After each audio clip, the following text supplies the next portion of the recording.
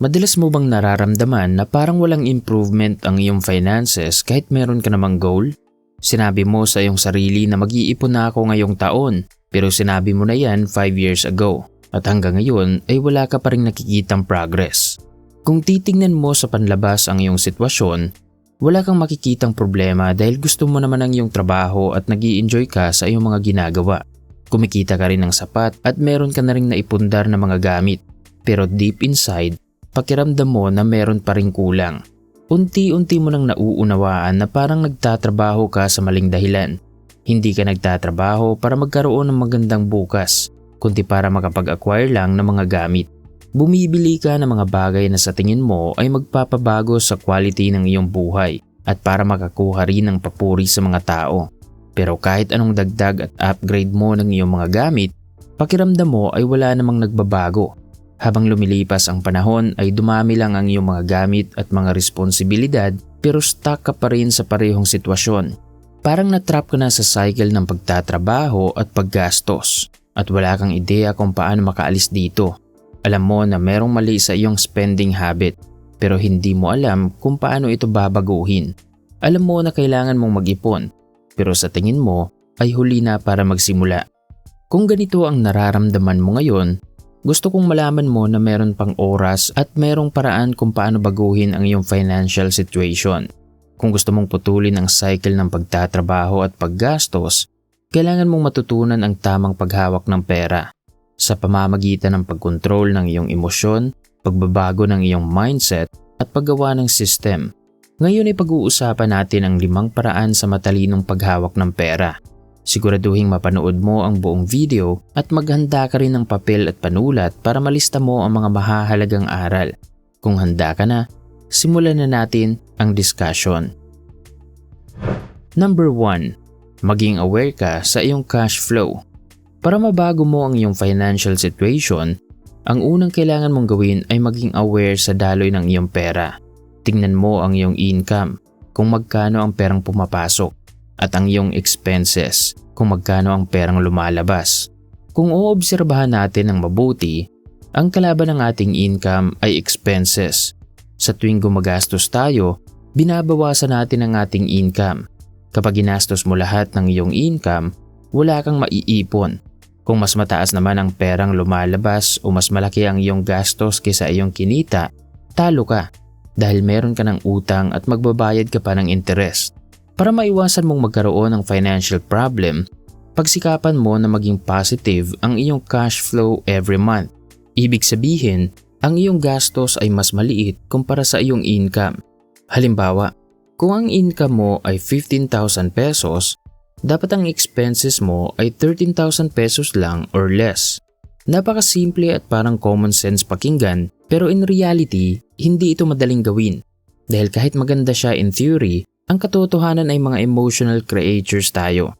Ito ang dahilan kung bakit marami sa ating mga kababayan ang namumuhay paycheck to paycheck. Kung titingnan natin ang kanilang cash flow pattern, makikita natin na ang daloy ng kanilang income ay napupunta lahat sa expenses. Minsan ay kulang pa kaya kailangan ng mangutang. Posibleng dahil ito sa mahal ng mga bilihin, maliit na sahod, maraming responsibilidad at kakulangan ng financial literacy. Kung titingnan naman natin ang cash flow pattern ng taong mayroong ipon, ay una niyang tinabi ang 10 to 20% ng kanyang income bago siya gumagastos. Ginagawa niya ito sa tuwing nakakatanggap siya ng pera. Palaging positive ang kanyang cash flow kaya mabilis din niyang naiipon ang halaga na kailangan niya sa kanyang emergency fund. Base sa ginawa nating halimbawa, dito natin mauunawaan kung bakit ang mga mahihirap ay patuloy na naghihirap, habang ang mayayaman ay patuloy na yumayaman. Kaya para makagawa ka ng magandang financial decisions at para ma-manage mo ng maayos ang iyong pera, napakahalagang meron kang awareness sa iyong cash flow. Number 2. Gumawa ka ng emergency fund. Isa sa mga katangian ng mga taong marunong humawak ng pera ay meron silang long-term vision. Hindi lang sila nag-iisip sa ngayon, kino-consider din nila ang bukas. Kaya kung titingnan mo ang paraan ng kanilang paggastos ay merong disiplina at palaging nakabase sa plano. Hindi sila gumagastos sa tuwing meron silang napupuso ang gamit. Gumagastos sila base sa kung ano ang kasama sa kanilang budget. Siguro ay narinig mo na ang kasabihan na hope for the best, prepare for the worst. Kahit optimistic tayo o positive ang pananaw natin sa hinaharap, kailangan pa rin nating paghandaan ang mga emergency tulad ng biglaang may nagkasakit o aksidente, pagkawala ng trabaho o kita, nasirang sasakyan at mga gamit na kailangan sa trabaho. Ang matalinong paghawak ng pera ay hindi lang ito tungkol sa paggastos ng tama. May malaking kinalaman din dito ang paggawa ng goal at pagkakaroon ng long-term perspective. Gawin mong goal na maipon ang iyong emergency fund. Ang perang ito ay nakalaan para sa mga biglaan at hindi inaasahang pangyayari. Nagsisilbi itong financial safety net sa panahon ng krisis. Ang halaga na kailangan mong maipon sa emergency fund ay katumbas ng 3 to 6 months ng iyong monthly expenses.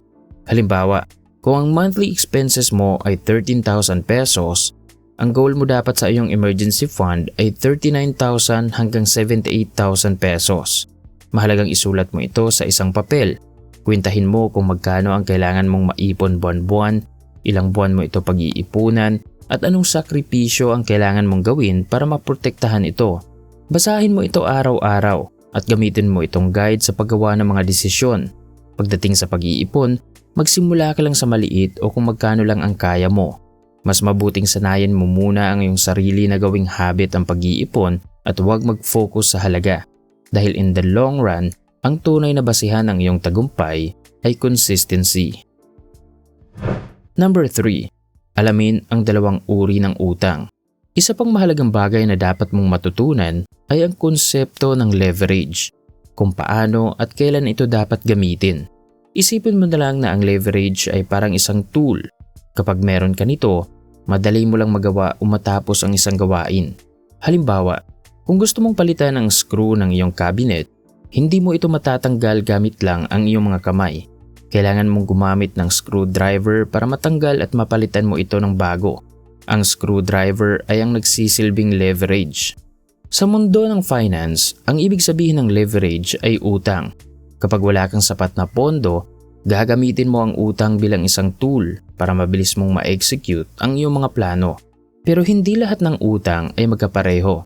Merong utang na lalo lang nagpapahirap sa atin at may utang naman na nagpapayaman sa atin. Ito ang pinagkaiba ng bad debt at good debt. Ang bad debt ay kapag ginamit mo ang utang para sa mga luho, para magkaroon ng bagong gadgets, appliances, sasakyan at iba pa. Sa loob ng mahabang panahon ay nagbabayad ka ng malaking interes sa mga bagay na bumababa ang value. Kaya ito ang dahilan kung bakit lalong nagpapahirap sa iyo ang ganitong uri ng utang. Ang good debt naman ay kapag ginamit mo ang utang para mag-acquire o mag-expand ng asset. Ito ang dahilan kung bakit karamihan sa mga business owner ay merong utang kahit kumikita naman ang kanilang negosyo. Mas gusto nilang i-leverage ang pera ng bangko o ibang tao kaysa gamitin ang sarili nilang pera. Yes, nagbabayad pa rin sila ng interest, pero baliwala ito dahil mas malaki ang kita ng kanilang negosyo at patuloy din na tumataas ang value nito. Malaking tulong ang pagkakaroon ng kaalaman sa pinagkaiba ng good debt at bad debt para makagawa ka ng mabuting financial decision. Hindi ka na basta-basta nangungutang at meron ka na ring ideya sa posibleng consequence kapag uutang ka para lang sa mga luho.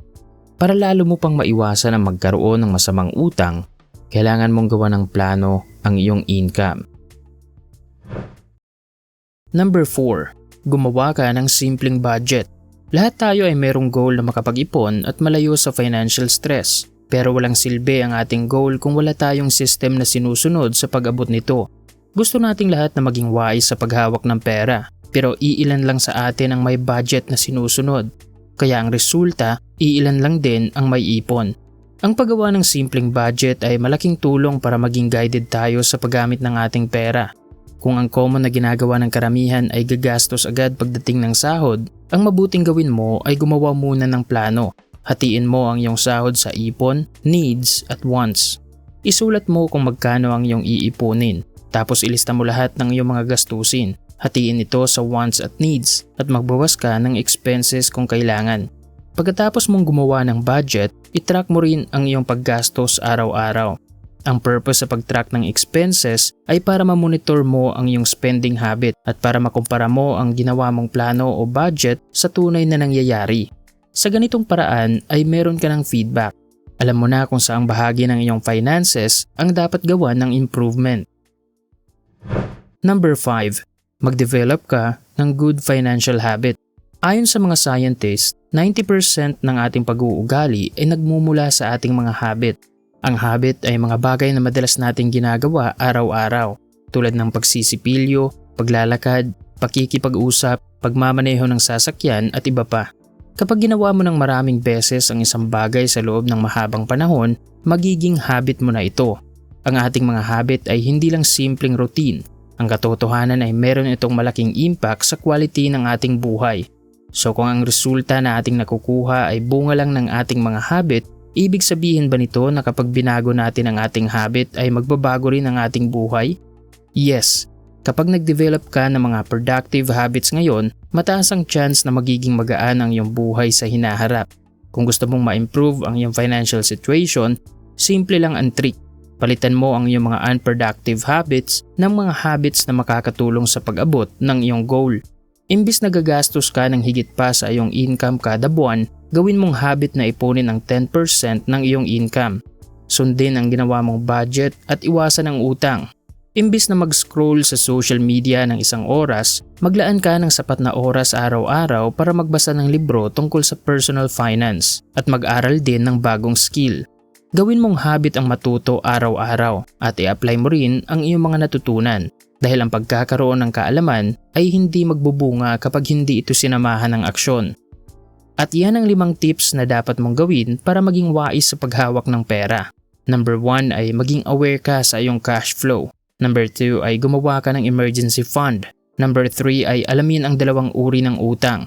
Number 4 ay gumawa ka ng simpleng budget. At number 5, mag-develop ka ng good financial habit. Sa 5 tips na tinalakay natin ngayon, alin sa mga ito ang marami kang natutunan? At base sa iyong karanasan, anong paraan ba kaya ang pwede nating gawin para maging matalino sa paghawak ng ating pera? Magbigay ka ng iyong comment sa ibaba.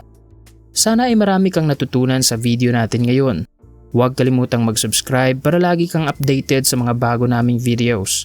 I-like kung nagustuhan mo ang topic natin ngayon. Mag-comment ng iyong mga natutunan at i-share mo na rin ang videong ito sa iyong mga kaibigan. Maraming salamat sa panunood at sana ay magtagumpay ka.